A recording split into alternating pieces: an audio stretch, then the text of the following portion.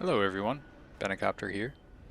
Just wanted to do a different style video and add a little bit of a commentary to walk through what I look for in a deep dive and kind of my thought process when I'm doing a speedrun. It's been a while since I've actually played the game. It's been like a month and I've maybe played it once. I've just been so busy with life. So decided to pick it back up with Engineer of all classes, one that I don't use very often, as you can tell by my level on Engineer. It's not very high, but wanted to do this one because there are a lot of dreadnoughts in this deep dive. So this is the elite, so this is hazard 4.5 on stage 1.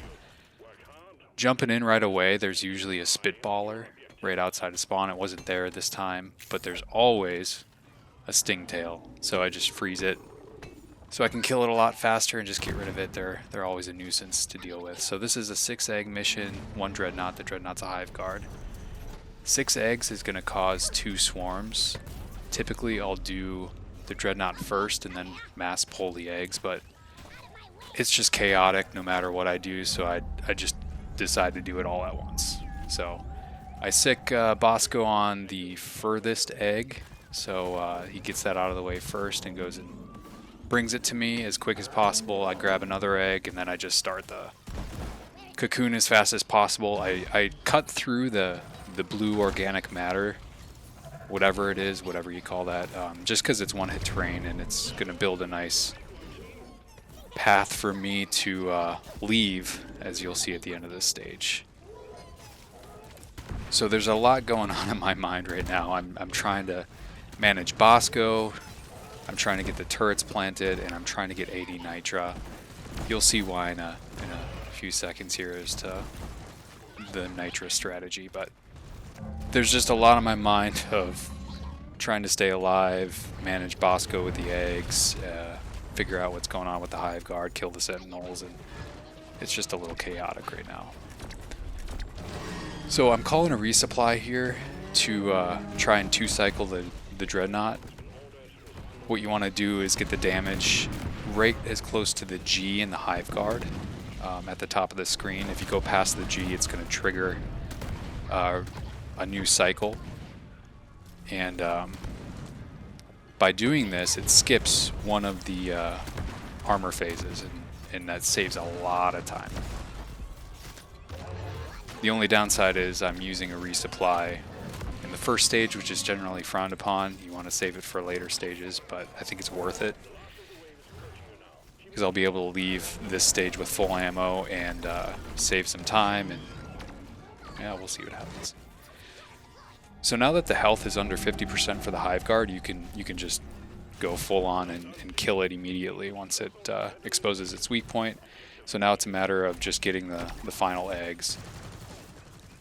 Only a couple more left. I'm kind of bouncing around because I don't know where the eggs are. I just kind of let Bosco throw them wherever, which could have been improved a little bit, but considering how chaotic it's been, I don't think it's really that big of an issue. I'm looking at the map trying to figure out where the final egg is. It's kind of hidden right under the mule there. So I push the button, grab a couple resupplies, so I grab 2, which means I'll have full ammo for the next stage. The drop pod is spawning at the top, and I always have issues clipping into it when it spawns at the original spot. So it was really important for me to get up there and clip in through the bottom, which I managed to do successfully there. So decent first stage. There's a lot of times where the detonator will spawn, which is actually a best case scenario because I can use that to kill the hive guard in 1 cycle. But it didn't happen there, so I went with the resupply strategy instead.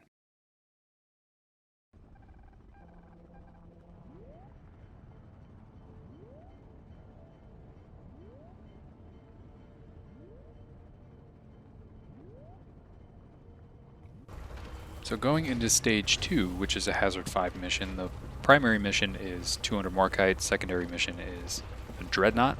With the primary mission being Morkite, it generally means there's going to be a long cave system, so a beginning, a middle, and an ending room. And my first thought process is, can I skip going to the very bottom of the cave system, the last and final room? Because what that's going to end up happening or doing is I'm going to run all the way to the bottom, press the button on the mule, and then run all the way back to the top for the drop pod extraction. That takes a lot of time. So that's the first thing I look at, and unfortunately with this stage, this map system, the cocoon of the Dreadnought is in the very bottom room, so not an option. Next thing I look at is, can I skip the first two rooms, just go straight to the bottom and complete everything down there? Is there enough Morkite? And in this case there is. There's actually over 200 Morkite in the very final room.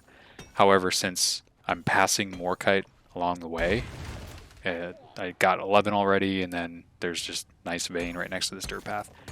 It just makes sense, might as well just grab it real quick. Save myself some time later on. So that's what I opt to do. And then right now I'm just pinging for Bosco to kind of stay with me and not focus on that wasp nest, whatever that is. I don't want Bosco to get left behind fighting something that doesn't matter. I want him to stay next to me so he can be better prepared to either fight or mine some Morkite or Nitra or whatever I need him to do. So I'm mining this so I can just walk over it on the way out and pick it up. In retrospect, I probably could have had Bosco do that, but whatever. Keep going. No need to fight the Praetorian. I just want to get to the cocoon and start that as soon as possible. So that's exactly what I'm doing. A couple enemies that I need to get rid of because they do a pretty high damage. So I'll kill those. I'll put some turrets down. And then I'll make my way to the cocoon. I'll get that activated and put some plats down just so I have a good route to get out of there. You can see there's like a tiny little ambush there of enemies. I'm using the breach cutter just because it shreds the armor so easily. And then with the shotgun overclock that I'm using, which the build will be in the description, it does a lot of weak point damage. So I find they're very complementary, and it's a great, really fun class to use for these dreadnoughts. You can see it just does massive damage. I love it. So much fun. Key with the twins is to try and keep their health as similar as possible. You don't want to really do a ton of damage to the Lacerator and not damage the Arbalist at all because they'll go into the regen phases. So all I'm doing right now is I'm just trying to focus on doing the best that I can to keep their health very similar. And it's not always easy. The Arbalist loves to go on the ceiling and hide, and the Lacerator's always up in your business, but here the Lacerator pops up. I can see that the health is low enough that I can kill it in one clip with a shotgun, so I do that. Arbalist is invulnerable now. You can see the gray bar, which means you can't damage it, so I just focus on the Morkite, try and get as much deposited as I can, utilizing Bosco to mine the other veins. I'm not running any special beers or anything, so I'll just have Bosco do all the work for me. I can hear the Arbalist making all sorts of noise, but it's really good at hiding. Finally it shows up, but it's really far away, and the shotgun doesn't have the best range, so I have to push it. Waste a little bit of time there leaving my position, but I had to kill it. I don't have the most health either, so I can't really afford to go down.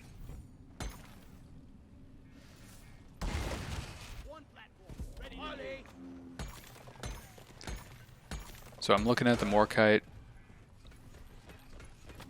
Just need about 50 more. Now I'm down to 17. And I know that this vein that Bosco had mined out has more than 17. So I'll pick this up and I'll be good. Deposit it. I have the option to push the button there, but I don't. And there's a reason for that. Is if I push the button in that spot, the way the cave is positioned is the drop pod will land at the original room that I spawned in.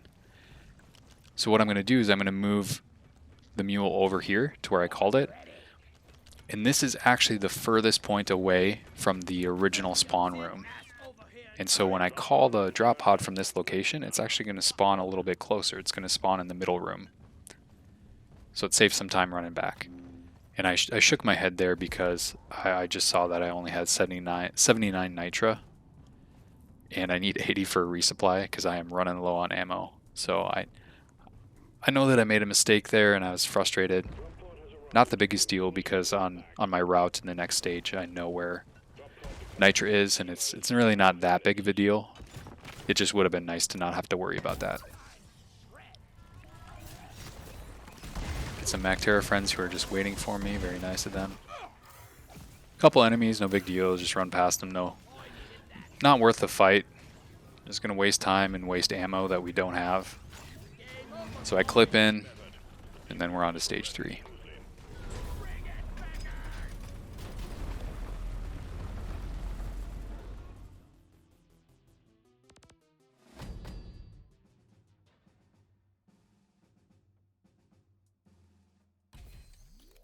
So going into stage 3, I can see that it shows that I have 80 nitra, which I don't. I have 79, which is unfortunate. I do test it just to be sure, but yeah, that extra 1 nitra would have come in handy. So stage 3, elite deep dive, hazard 5.5 now, a little bit tougher, and it's a 2 dreadnought primary, black box secondary. So with the 2 dreadnought primary, I know that the dreadnoughts are always going to be the same for the elite deep dive. If you replay it over and over, they're always the same dreadnoughts. It's a classic in the twins, and they're usually spaced out pretty good in the cave. So no matter which cocoon I activate, it's always going to maintain the same order. The classic is always first. I mess up with this. I position myself poorly with that stabber vine, so thankfully I didn't die. But yeah, the cocoons, no matter which one you activate first, it's always going to be the classic in this case. That's going to be the first one, and then the twins after that. So my idea is I want to activate the furthest away cocoon from the black box first, because it's the classic, and what the classic does is it'll burrow to you. It'll take a direct line, usually, and it'll create a nice path directly to you. So that's my idea right now, is I activate it, and I run and I book it to the black box. I just use the breach cutter there to get rid of the webs. I really don't want to be slowed down, because that's a killer in time. Plus it's just annoying. So I'm just booking it at this point to the black box, and I can hear that the classic dreadnought has already started digging a tunnel to me. And I don't have any grenades. Got 4 bullets and a dream. Ready to do this. I can hear it's an exploder infestation. I can hear the explosions behind me. That's just a terrible position to be in, but thankfully they weren't close enough to do any damage. There's usually 3 leeches at the top of that. Only 1 showed up, so I'll take it. Put down my turret, because that's really all I've got. And there's where I tested just to make sure that I didn't have enough nitra for the resupply. Of course I didn't, so not a big deal, because what I'll do is I'll just assemble the uplink and I'll wait for the mule to show up. Once it does, I'll deposit and call the drop pod right away, so it's ready by the time I have this built. Let's keep building. Got time. Some exploders that show up. No worries, just step away.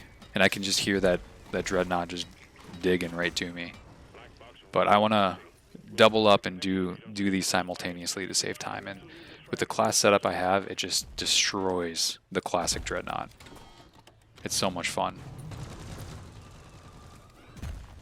I could theoretically activate the next cocoon, but it really gets chaotic.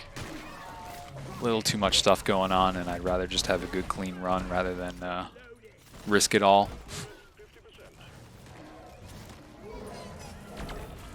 Of course, I got a stingtail. So what I do is with the breach cutter, I'll try to position myself to kill them both. Didn't really work. Stingtail still got me, of course. So with the grenades I'm using and the breach cutter, it just destroys the armor. Love it. And then the shotgun is great for the weak point. So it's so much fun using this class against the classic dreadnought. It really feels like it's Hazard 2 or something. It's incredible. And it's just great that while I'm doing this, I'm completing the secondary mission. So within a few seconds here, one of the dreadnoughts is going to be dead. The black box is going to be finished, and then I just have the twins left to deal with.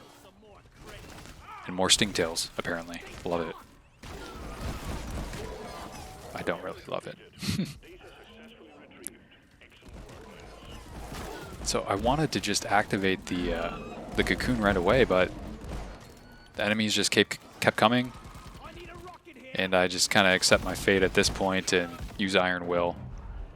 I'm invulnerable now, so I have plenty of time to get some ammo, activate, and then clean up the enemies that are just still persistent here.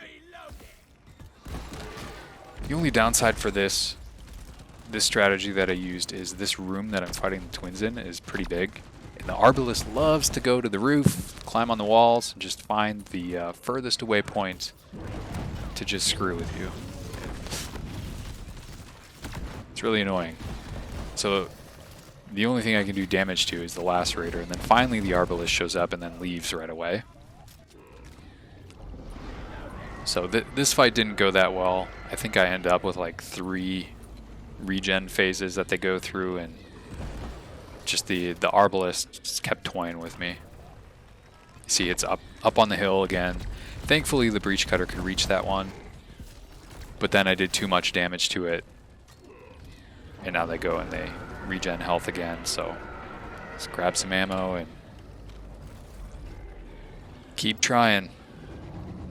Again on the roof. I don't know. I don't even know why I shot that. Finally close enough. And then again, the same thing. Lacerator shows up.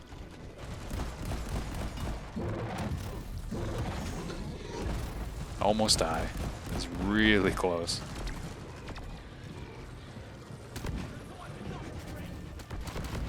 Yeah, I should have just used the Breach Cutter right there. They were side by side. I probably could have just taken them both out simultaneously right there, but I didn't. I don't know why.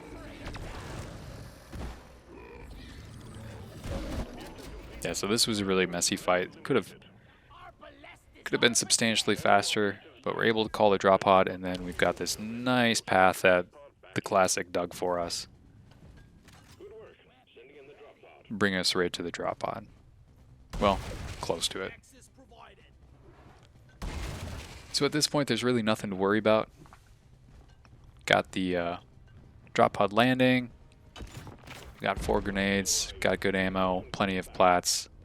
Barely any health, but should be fine. Exploders might show up,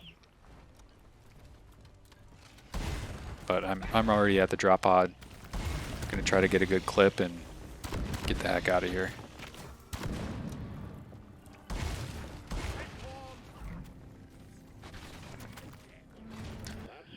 So that stage I was pretty unhappy with. It could have been much faster. I think I had one run where I did it a minute faster than that. I just got... The twins is what slowed me down with all the regen that they did and poor positioning, and I could have killed them faster too. So overall, it was a fun deep dive. I really like that class with Engineer. Very complementary with the armor break and then the weak point damage bonus for the shotgun overclock. I'll show the class setup here, and I'll also post it in the description. But if you have any questions, feel free to post a comment, let me know. Also, just let me know if you like this style of video of me just talking through it. I've never done a commentary like this before, so I appreciate any feedback, positive, negative. Tell me to shut up. I'll also probably be posting this without the commentary too, so yeah, let me know. I appreciate you watching the video. See you later.